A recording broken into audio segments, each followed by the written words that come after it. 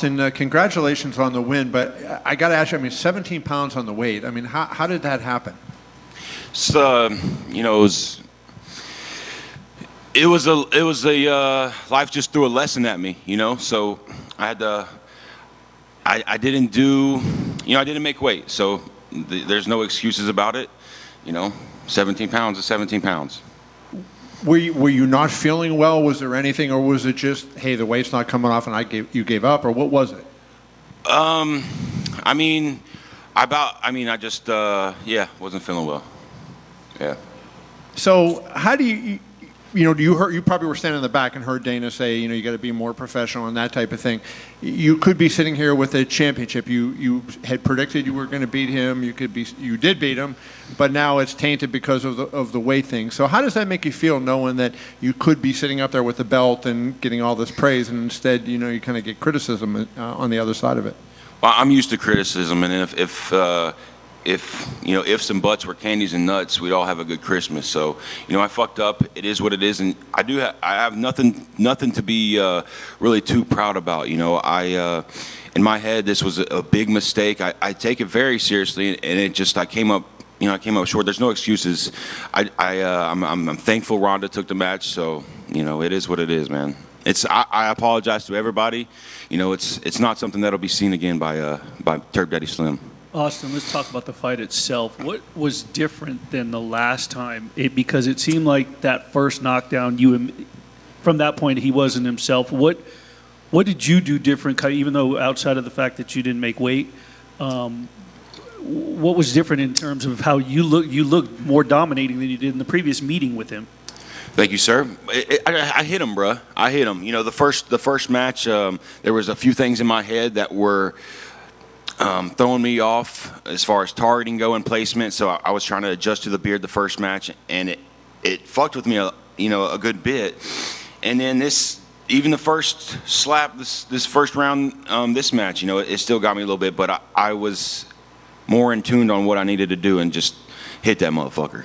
Dana made mention about the story that Kev wrote about you and just how the last year has changed you in this sport. And maybe that could have done something too when your lifestyle changes, right? It kind of gets to your head a little bit.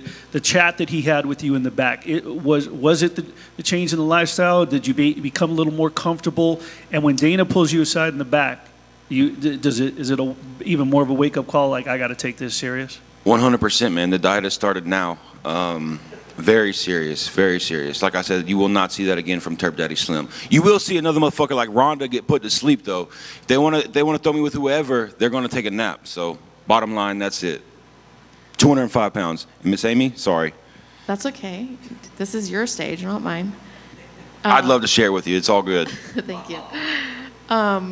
I'm just wondering, what was the conversation with Ron when it happened, when you realized that the weight wasn't going to come off? Did you guys talk at all, either before the match or after, about everything that went down? We did. I thanked Ron for him taking the match. I was super grateful for him to do that. So we kind of just we shared a few words that could have got worse than it did. Things got a little hot that nobody saw, but we ended up walking away from each other and everything's cool. So I think my respect for Ronda has definitely went up. 100%. He's a good warrior. He's a good good slap fighter. He's been doing this for a long time. So I've got to give him some kudos to that. But if they put me up against him, it's going to be the same thing. So whoever they want to put me up against, better bring him a pillow and a blanket. Dana did say it looks like it's going to be a trilogy. So come on, bring it on.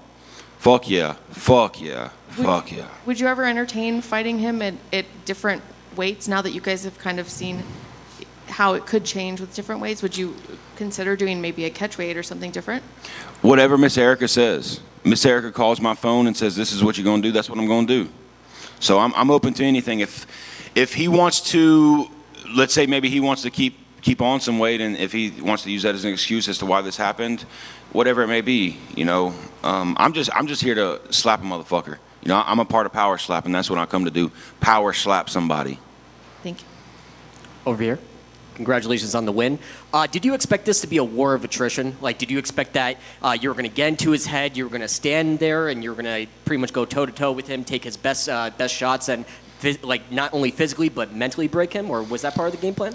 Well, they don't got they got metal detectors at the front door, so you're not going to sneak in a baseball bat. So I ain't worried about what he's got. And no, I didn't think it was going to, that first match, I missed him the first 3 times. And then when I put my hands on him, he started dancing. And then this time he fell to the ground. So I knew it was going to happen. And moving forward, how active do you want to be? When do you want to fight next? Tomorrow. Tomorrow I'd like to. If they can do a power slap before the UFC 300, I'd love to start it off right before Cody Garbrandt. And I asked, last question for me, I actually asked Dana White if he was open to celebrity crossovers, considering that UFC, boxing, and, you have WWE. Who would you like to slap? Anybody but Will Smith, man. He's got a fucking hammer on him, dude. You seen what he did to Tuck? I did see it.